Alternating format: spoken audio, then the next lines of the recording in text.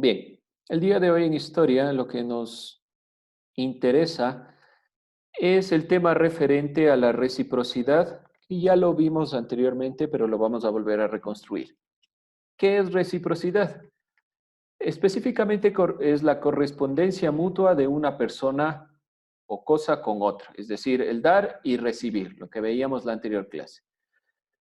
Es la armonización de la vida que se da en todo momento, cuando el agricultor se comunica intensamente con la naturaleza, en los ritmos, en los tiempos precisos, es cuando se produce esa reciprocidad. Es decir, yo saco algo de la naturaleza y doy a la naturaleza algo, es decir, soy recíproco con lo que recibo, porque al cambio de su trabajo recibe el alimento que la produce. Veíamos que principalmente en las comunidades indígenas se daba esta perspectiva de reciprocidad porque las comunidades tenían presente que lo importante al momento de dar al momento de recibir es también dar.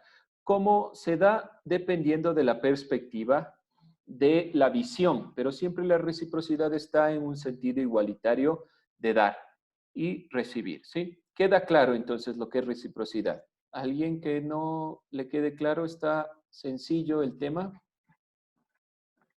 ¿Por qué creen que vemos esto de reciprocidad? Buenas tardes, Lisa. Buenas tardes. ¿Por qué es importante la reciprocidad?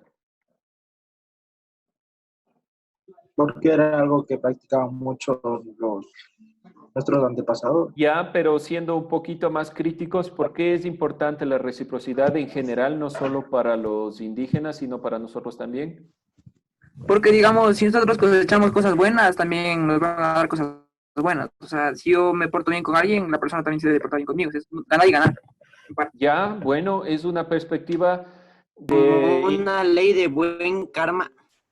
por decirlo de alguna forma, sin entrar en índoles muy religiosos, pero de perspectiva, el dar y recibir tiene esta noción de generar procesos de cierta forma ecológicos y de beneficio para tanto los humanos como para la tierra. Entonces la reciprocidad es importante porque yo doy y recibo conforme a lo que pienso que es lo correcto. Y aquí lo correcto en cuestiones de alimentación es generar un proceso para que la tierra tenga la posibilidad de regenerarse. ¿Sí?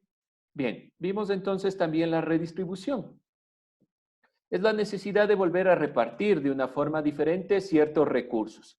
Veíamos que hay dos elementos fundamentales cuando hablábamos de los incas. El curaca y el ayu. ¿Qué es el curaca? ¿Alguien así rápidamente? ¿Qué es un curaca para los incas?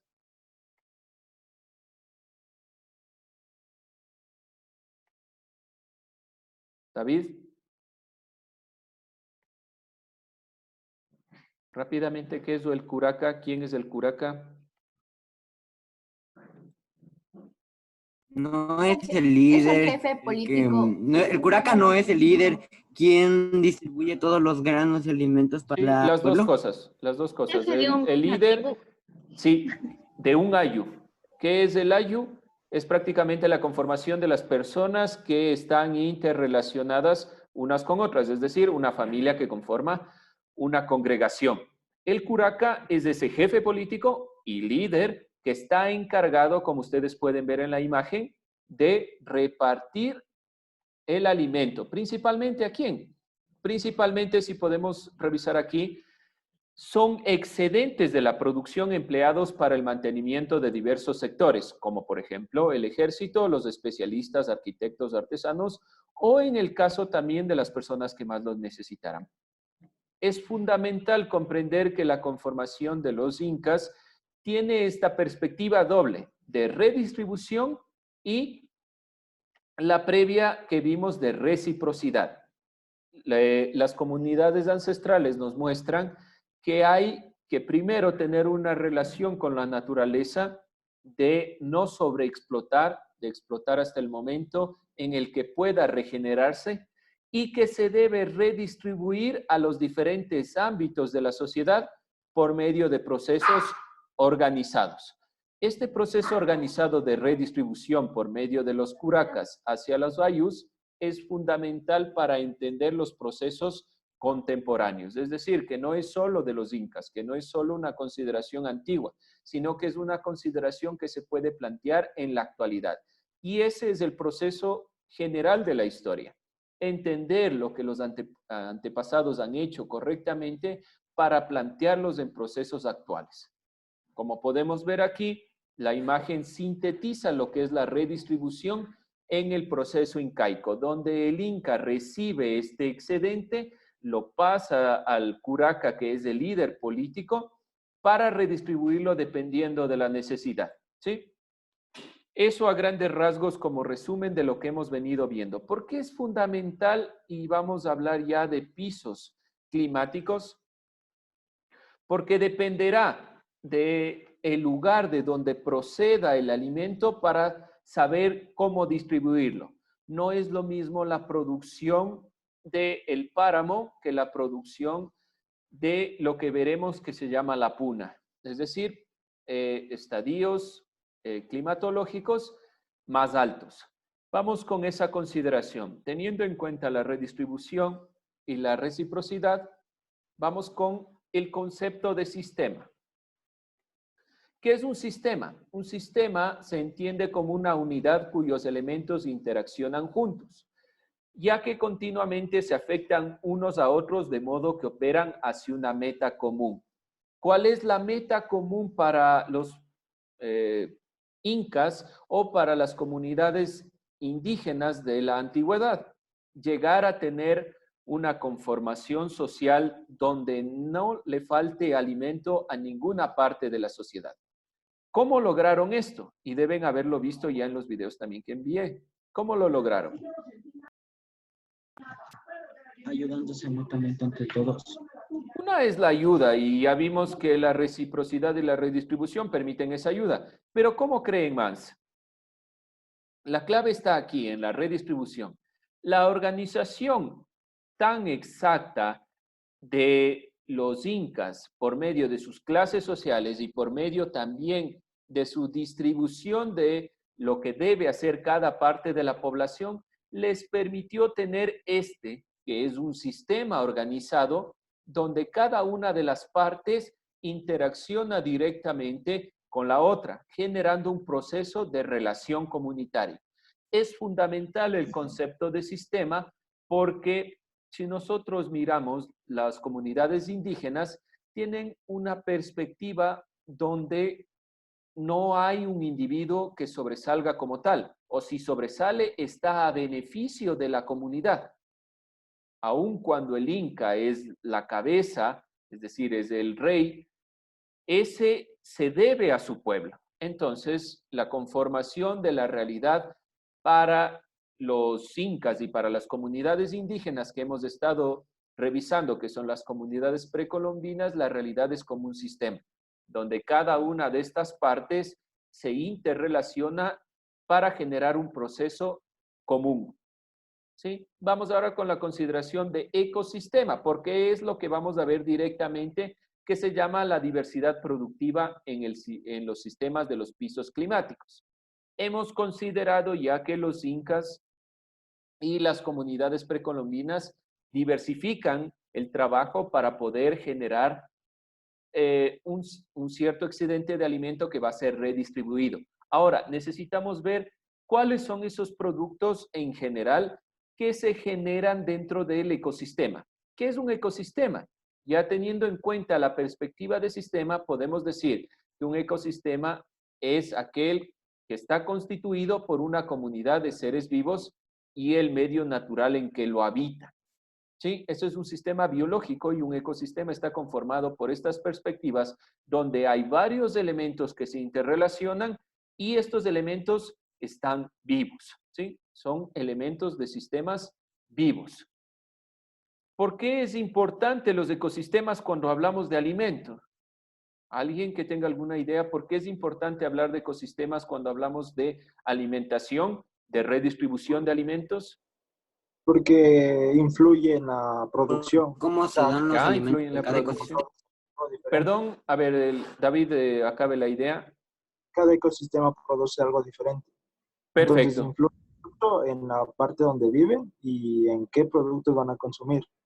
Muy bien, muy buena idea. Otra cosa también, acuérdense que cuando hablamos de la redistribución, a veces también había intercambios entre los elementos que se generan más ligados hacia la costa y los productos más ligados hacia la sierra. Señor Pazmiño, ¿alguna otra cosa? No, no, Ya. estaba leyendo. Ya, ok. Entonces, con la perspectiva de ecosistema y sobre todo con sistemas biológicos, es fundamental comprender que cada una de las partes que pueden mirar dentro de esta imagen está interrelacionada. Y si nosotros afectamos una de estas partes, afectamos todo el sistema. Entonces, para poder sostener un ecosistema viable que sostenga una comunidad o una sociedad, debe ser concebida que la afección del ser humano, o sea, lo que incide directamente el ser humano, sea lo menor posible con la perspectiva de que se sostenga. ¿Cuáles son los ecosistemas más vulnerables? Son los que vamos a ver a continuación. Vamos con los pisos ecológicos. ¿A qué llamamos piso ecológico? Hemos visto el concepto sistema, ecosistema biológico y vamos con el piso ecológico. Los pisos ecológicos, o conocidos también como pisos térmicos, son aquellos que poseen un nivel de altura de relieve sobre el nivel del mar, que permiten la modificación de características y condiciones climáticas de una zona geográfica. Como pueden ver en la imagen, dependiendo del piso climático, se podía o no cultivar un cierto alimento. Si nosotros regresamos, yo les mostré lo que era el laboratorio Inca. ¿Qué pretendía ese laboratorio Inca ya mirando esto? Si se dan cuenta, los incas tenían una visión clara de el cultivo. Porque, ¿qué hacían? Generaban un hueco en la tierra tratando de alcanzar diferentes pisos ecológicos, diferentes pisos climáticos para poder cultivar diferentes especies, ya sea de cualquier tipo de alimento, principalmente hablando de la papa. La papa era una de las producciones que tuvo mayor cantidad de subespecies dentro de los incas, por estas mismas consideraciones de comprender que los pisos ecológicos son fundamentales para la cosecha y dependerá de qué región, dependiendo del nivel del mar, estemos para poder cultivar o no un cierto alimento. Está claro, entonces, hemos visto que un sistema es esa interrelación de los elementos, hablemos humanos, hablemos vegetales, hablemos animales, que tienen una afección directa, es decir, el hombre hace alguna cosa y la naturaleza responde de otra forma. Los incas y los indígenas tienen una relación de reciprocidad, no explotan más allá de lo que la naturaleza puede regenerar. Vimos también esta consideración de ecosistema, que es un sistema donde la vida se conforma y cada parte tiene una relación importante. Ahora vemos los pisos ecológicos. Esta perspectiva y estos sistemas ecológicos dependen de la altura para poder generar un proceso de implementación de alimentos dependiendo de la situación climática de la altura a la que pertenece. A eso llamamos nosotros piso ecológico. ¿Y por qué es importante? Porque si ustedes ven en la imagen que señalo, la relación entre los productos que se pueden ver, los productos agrícolas, depende necesariamente del piso al que pertenece. Dependiendo de la altura, los alimentos variarán.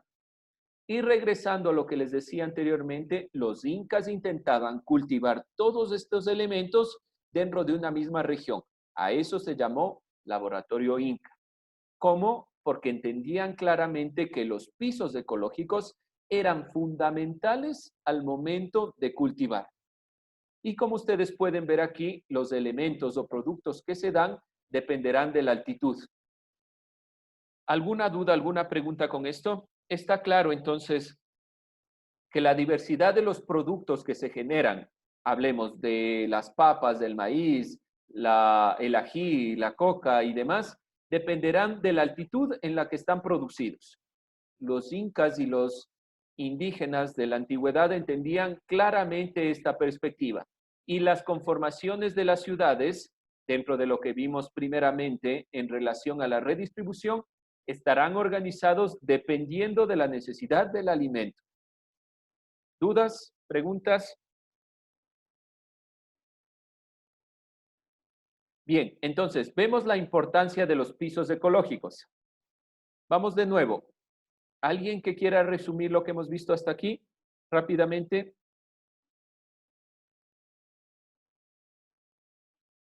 Así rápidamente, con palabras sencillas. Importancia de lo que hemos visto hasta el momento relacionado con lo que hemos visto con las culturas precolombinas. David, Fernando, Sebastián. Que para que exista un balance entre todos necesitamos la reciprocidad que utilizaban los mayas, distribuyendo los excedentes que tenían para que nadie sufriera de hambre. ¿Ya? Los mayas también tenían el laboratorio maya. A ver, vamos con los principales, los incas. El laboratorio inca, sí, los incas, ¿no? Ahí corrijo algo. Es verdad que todas las culturas precolombinas, hablando de mayas, aztecas e incas, tienen una cultura de reciprocidad y redistribución. ¿Por qué nombramos a los incas y no a los mayas y a los aztecas? ¿A alguien se le ocurre por qué? ¿Por qué nombramos? ¿Sí? Porque están en nuestro medio. No, algo mucho más profundo. No solo porque están en nuestro medio ni porque son nuestros antepasados, algo más profundo. ¿No? Por esta consideración. Porque los incas tienen un modelo de organización mucho más avanzado que los aztecas y los mayas. A pesar de que los mayas tienen un acercamiento hacia las consideraciones de entender los astros más avanzados que los incas como imperio tienen una conformación más avanzada en el sentido de la organización. Es fundamental para los incas la organización. Sin organización no se hubiera mantenido el imperio. ¿Y por qué el imperio es más grandioso que el imperio maya y azteca? Porque se fundamenta en la organización y la redistribución necesita principalmente una organización. No vemos a los incas solo porque sean parte de nuestro territorio, sino porque los incas han avanzado en cuestiones de sentido de organización. La organización va a ser fundamental para la consideración de redistribución, de reciprocidad y de comprender cómo se da este proceso hacia lo que será la conformación de los pisos ecológicos y el alimento, ¿sí? Esa acotación nomás a lo que se decía. ¿Algo más que se quiera concluir? ¿Algo que no quede claro? ¿Alguien más? Bien, entonces, hemos considerado estos puntos para poder comprender dos elementos fundamentales dentro de lo que es la conformación del alimento dentro de nuestro territorio. Vamos con el Andes de Puna. ¿Qué es el Andes de Puna? Se caracteriza por una gran distancia entre las cordilleras, donde los valores y mesetas en medio de estas son extensas. Principalmente hablamos de Argentina, Bolivia, Chile y Perú. El Ecuador en cierta parte, pero principalmente en estos países, porque cuando hablamos de Andes de Puna, estamos hablando principalmente de que la Puna se encuentra ubicada dentro de de la cadena montañosa de la cordillera de los Andes, pero sobre todo cuando hablamos de longitud y de altitud. Hablamos principalmente de que la cordillera de los Andes en la parte sur, a partir de Perú, Bolivia, Chile y Argentina, tienen extensiones dentro de la cordillera más largas y además están a mayor altitud.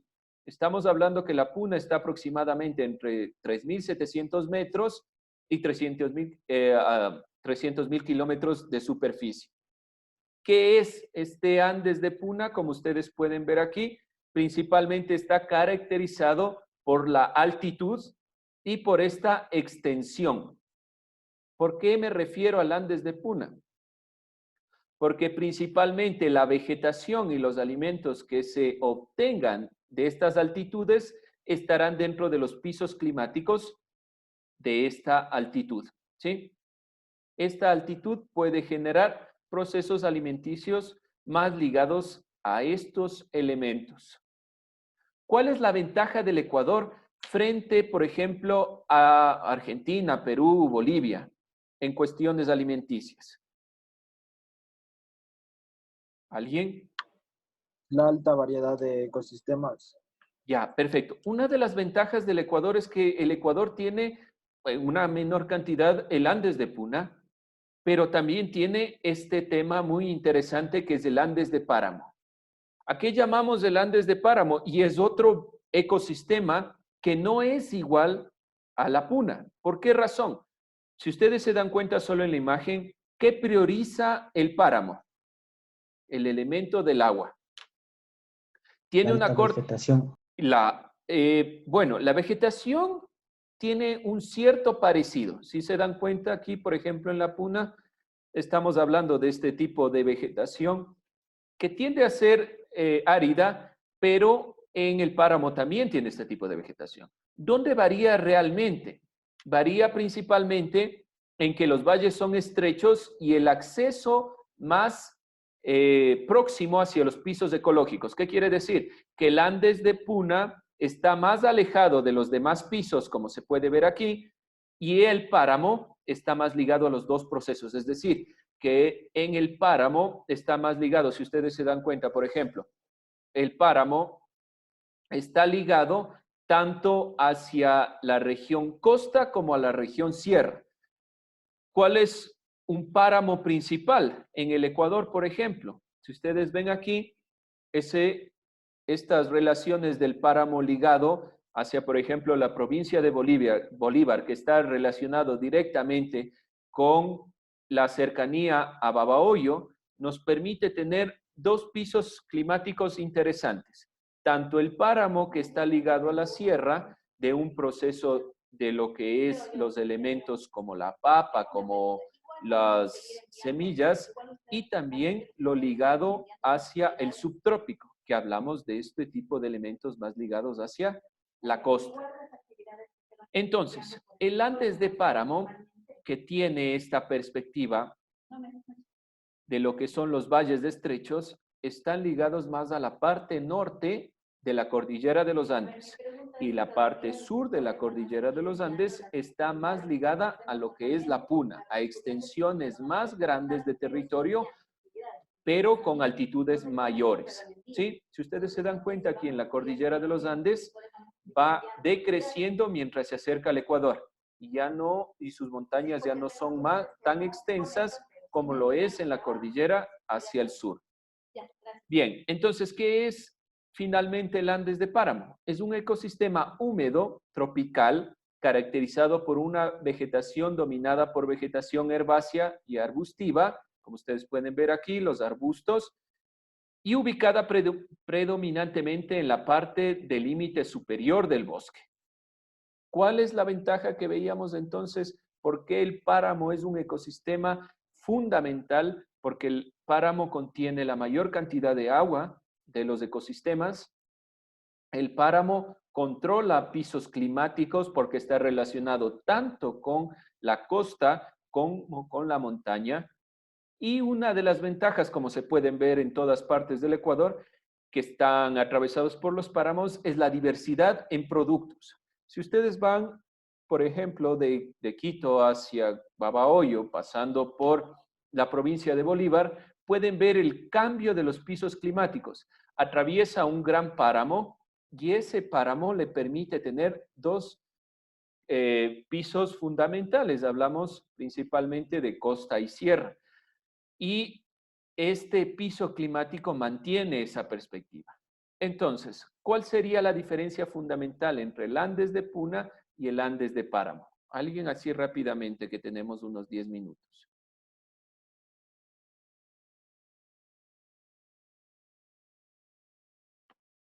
Pueden ver aquí el Andes de Puna. Pueden ver aquí el Andes de Páramo. ¿Cuál será la diferencia fundamental?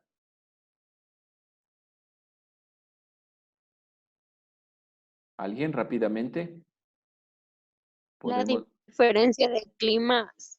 Pues el relieve y el, ¿cómo se llama A ver, esto? el clima, ya, el uno es más seco y el otro es más húmedo. El relieve, perfecto. Principalmente en el Andes de Puna se puede ver la extensión del territorio y en el Andes de Páramo se puede ver lo corto del valle. ¿Algo más? Los pisos ecológicos. De Ya, especies. las especies y los pisos, perfecto. Una de las consideraciones es la altura cuando hablamos de pisos ecológicos. Cuando hablamos del Andes de Puna, hablamos de una extensión mayor y de una altura mayor. Cuando hablamos del páramo, hablamos de una altura menor, de una extensión menor y sobrecargada principalmente de ecosistemas húmedos. Las especies también varían relativamente por la producción de la cantidad de humedad. ¿Alguien más? ¿Diferencias? Ya, vamos con las semejanzas. ¿Qué semejanza puede tener el Andes de Páramo y el Andes de Puna? Que los dos poseen, ¿cómo se llama esto? Focos de agua. Ya pueden tener la perspectiva de ser los que climatizan más que nada, es decir, controlan la temperatura por medio del control del agua. ¿Qué más? ¿Algo más de relación? ¿Por qué se relacionan? Por la cordillera. Una de las principales consideraciones entre el Andes de Puna y el Andes de Páramo es la cordillera de los Andes. Es decir, dentro de los ecosistemas variados que tenemos y de los pisos climáticos, la cordillera de los Andes es fundamental y los incas lo entendieron. Si se dan cuenta, ¿dónde se asientan principalmente los incas? Dentro de la cordillera de los Andes. ¿Y por qué entienden que es importante la cordillera de los Andes? Por los pisos climáticos y el cambio de alimentación dependiendo de la altitud. ¿Algo más? ¿Otra similitud? ¿Otra semejanza? Bien. Entonces, alguien que me explique para cerrar el tema por qué es importante ver tanto Andes de Puna como Andes de Páramo para comprender las consideraciones de redistribución y reciprocidad.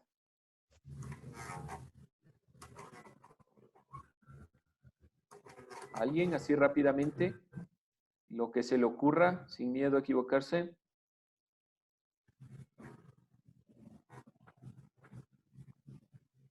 Sebastián, Camilo, Génesis.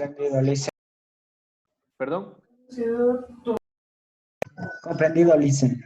Ya, a ver entonces. O sea, ¿qué tipo en el Andes de Páramo, los pisos ecológicos como que dan más alimentos y son mejores? Y eso le daba la redistribución. Como Ya. que la tierra era, Ajá. como Puede que la ser tierra que era un los- poco más fértil. Como que la Sí, tierra era sí, puede un poco ser. más fértil. Puede ser que tal vez los Acabo de ver incas, una culebra X pasar por mi cuarto. Genial. puede ser que los incas se den cuenta también, principalmente, que hay dos consideraciones. ¿Dónde vivían principalmente? En latitud del Perú. Pero estratégicamente les daba ¿qué alimento? Este tipo de alimentos. ¿Dónde tienen que comerciar? Principalmente con la parte del Ecuador, lo que es que será el Reino de Quito. Hay dos, si ustedes se dan cuenta, estratégicos puntos a partir de la división también del Imperio Incaico, que son esta parte norte, que son el Reino de Quito, y la parte del Cusco. Hay dos consideraciones entonces fundamentales de lo que hemos venido hablando. Si nosotros vemos a los incas, ¿por qué son una civilización avanzada en el sentido de la agricultura? porque entienden los pisos climáticos. También, a mi parecer, no es aleatorio que se haya dividido el territorio cuando Atahualpa estuvo a cargo de la parte norte y Huáscar de la parte sur, porque las dos regiones son fundamentales en consideraciones de alimentación. Cuando nosotros hablamos de los pisos climáticos, es fundamental entender entonces que los pisos serán importantes para las comunidades, dependiendo ya sean precolombinas o las comunidades actuales, porque de eso dependerá qué alimentos tengo y qué puedo comerciar. Si nosotros relacionamos con la actualidad, ¿qué es lo que hacen sin nosotros darnos ya cuenta de lo que estamos haciendo? ¿Por qué comerciamos o traemos de la sierra a la costa o llevamos de la costa a la sierra y viceversa? Porque hay una necesidad del cambio de la alimentación. Y el Ecuador en este sentido está aventajado porque tiene esta consideración de los Andes del páramo que le permite tener diferentes pisos climáticos en un mismo territorio. Bien, jóvenes, con esto vamos a terminar la clase de hoy, que se ha tratado principalmente de la diversidad productiva en el sistema de los pisos ecológicos, tomando en cuenta las consideraciones previas de la reciprocidad y la redistribución como procesos fundamentales